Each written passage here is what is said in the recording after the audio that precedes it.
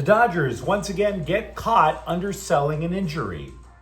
We don't exactly know when Jeanie Buss will clean out her desk in the Lakers front office. And after a year of building her brand with thirst trap picks, Cameron Brink finally returns to Sparks practice. Good morning. I'm James. And this is your daily dose of sports and snark for the greatest sports city in the world, Los Angeles. This is the faithful Angelenos morning report. It is July 10th, 2025. Welcome back to the Sanctum Sanctorum of LA sports. As for the suit, don't ask. It is what it is. Hey, do you like being in the know about LA sports? Well, if you do, clickety-clack the like button. Clickety-clack the subscribe button. There's a notification bell. Hit that. It'll let you know when we drop new content.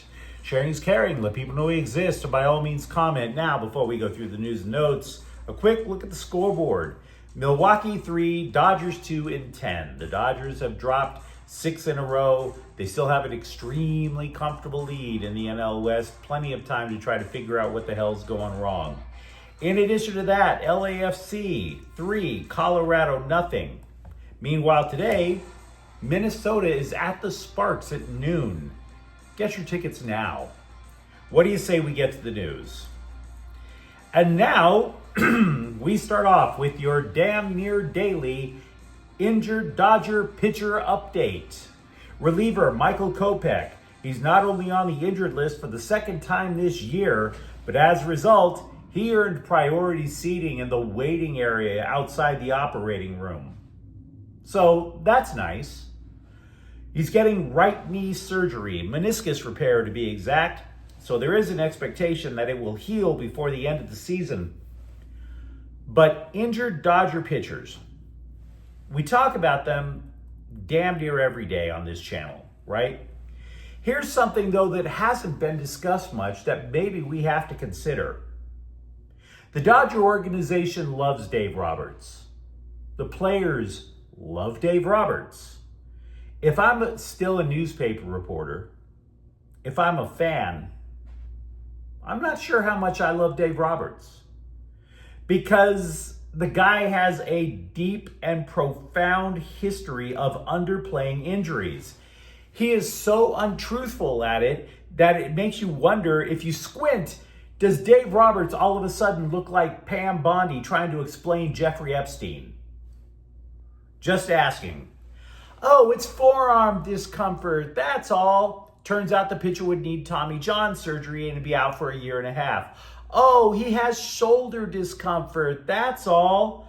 Back in a week. Turns out to be months on the injured list. And now with Kopech, just a week ago, Roberts was telling the scribes, quote, "I think we're all hopeful it will be on the shorter end of it," meaning time on the injured list. Now look, many Greek philosophers would tell us that time is relative, but 60 days on the injured list is not the shorter end of it. When will Roberts and or the Dodger organization level with us? When? It's more than just the knee, by the way, and the shoulder that are hurting Kopech, by the way. He's in a contract year. Any real chance at a bag for this guy is being cut away with every swipe of the scalpel. And the Dodgers keep doing what the Dodgers do. Don't get me wrong, damn sure look forward to possibly going back to back, but a little bit of truth might be a good idea. 13 Dodger pitchers, by the way, are currently on the injured list. Alexis Diaz returned to the majors, lasted all of one day, and then he was dropped back into the Midwest manure pit, by the way. That was to make room for Tyler Glasnow, who acquitted himself pretty well, I must say. During Wednesday's loss, the Dodgers and Brewers executed a trade, which is actually more like a purchase. Milwaukee gets outfielder Stuart Baroa. LA gets cash. That's not a trade. That's a buy.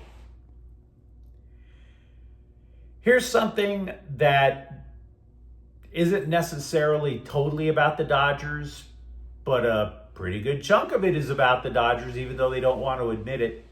The Athletic is reporting that baseball's micromanaging commissioner, Rob Manfred, the mastermind behind such thrilling changes in the game as an end to the shift, pitch clocks, a limit to how many pitchers you can have on a roster, starting extra innings with a runner already in scoring position, moving the All-Star game out of Atlanta due to partisan politics, a slap on the wrist for the Houston Asterisks for cheating their way to a World Series title, all of which under this guy's cartoonish watch. Yes, what a lovely addition to the game he's been. Well, now he wants a salary cap.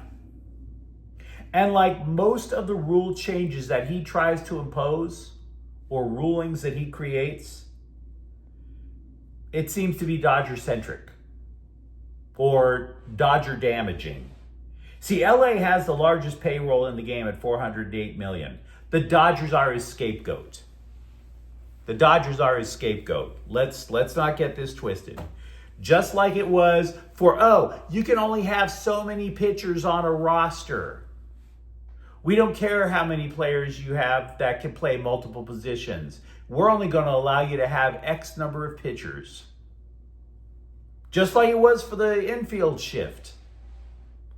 Now, the union, by the way, is balking at a salary cap, obviously. The collective bargaining agreement ends in 2026, and the micromanager in charge has hinted that he would have no problem locking out the players yet again. He is trying to sell this, not just the salary cap, but trying to sell a lockout, like we're not going to have a problem with the lockout. Of course we're going to have a problem with the lockout. Here's what he has said multiple times. Lockouts are now the norm in pro sports. That is not true. That is not true. When was the last lockout for the NFL? For the NBA? That was 2011. Does that sound like the norm to you? Hockey's last lockout or work stoppage, 2013. The last lockout in a major sport was, here you go, wait for it, Major League Baseball back in 2022. No. Work stoppages are the norm under this clown. Just like all these ridiculous little changes have become the norm under this clown. Rob Manfred is a wart on the ass of baseball. So yeah, we got plenty of Dodgers issues to discuss. Let me know what you think in the comments thread, of course. Do you recall the breaking news about the Lakers being sold to Dodger owner Mark Walter? Why, this wasn't going to lead to any dramatic changes for the Lakers hierarchy. No, that's what we were told. It's just going to be business as usual. After all, Jeanie Buss carries a legacy that built the Lakers into an international brand. It's just cupcakes, joy, hugs and handshakes, and $10 billion. Nothing to see here. Yeah, I didn't buy that either. Did you buy that? Of course you didn't.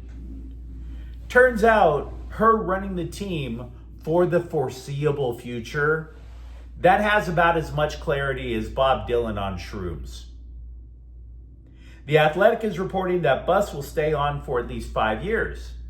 At least 5 years.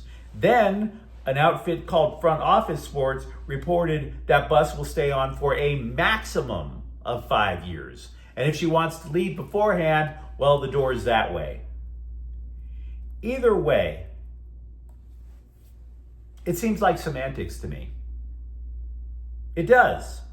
How much of a difference is it if you are still the quote-unquote governor or not? Mark Cuban sold his majority control in the Dallas Mavericks, right? They had him stay.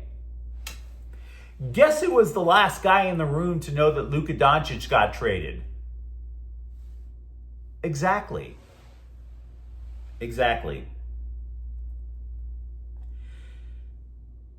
Ben McLemore spent less than a year with the Lakers.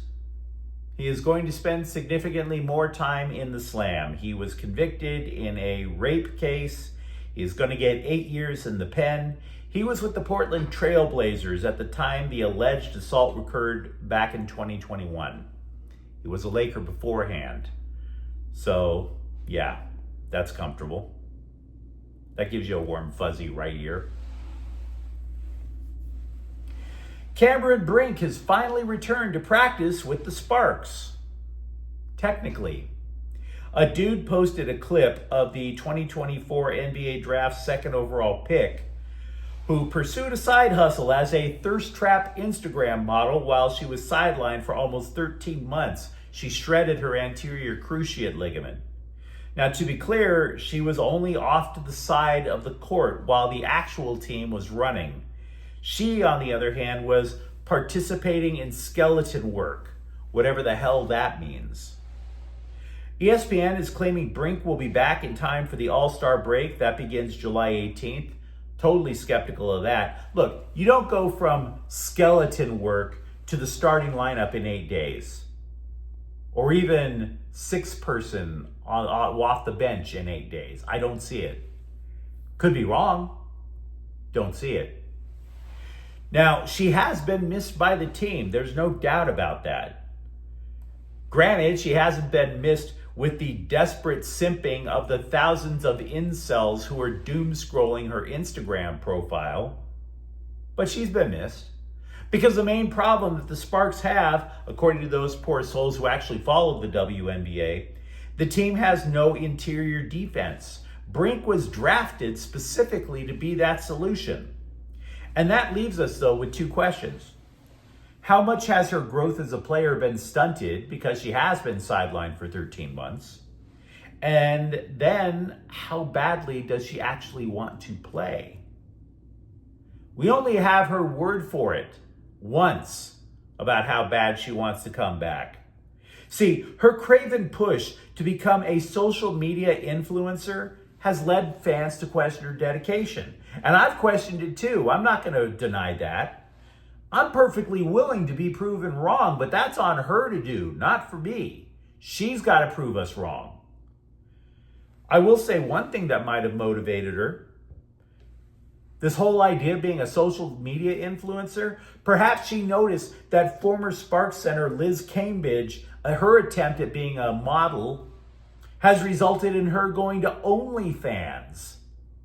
You know, when you realize that the average salary of an OnlyFans model is about $180 a month, rebounding drills all of a sudden look a lot less humiliating than taking your top off. So, welcome back to the team. Show a little hustle. OnlyFans doesn't pay the bills. Elijah Arenas could begin practicing with USC basketball as soon as today, according to the LA Times. To be clear, the delay had nothing to do with the truck crash that almost took his life in the summer. It was actually a matter of filling out the paperwork correctly to be eligible.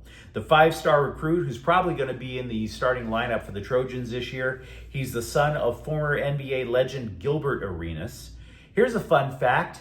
Trojans coach Eric Musselman coached both father and son in hoops, not a driving school. Musselman said in the last month, the younger Arenas has spent the time dissecting the offense with the coaching staff, so hopefully there's not any lag time when he finally gets to run. Former Rams wide receiver Demarcus Robinson pled no contest to alleged drinky-drivey for an arrest in November. Among his penance is a $390 fine. $390. You know, I don't encourage drinking and driving, but $390 is kind of affordable. You could actually stock a pretty decent bar in your man cave with $390. Robinson, by the way, now plays for Scum Francisco. I'm not trying to encourage drinking and driving. I'm just saying $390 is That's not that bad.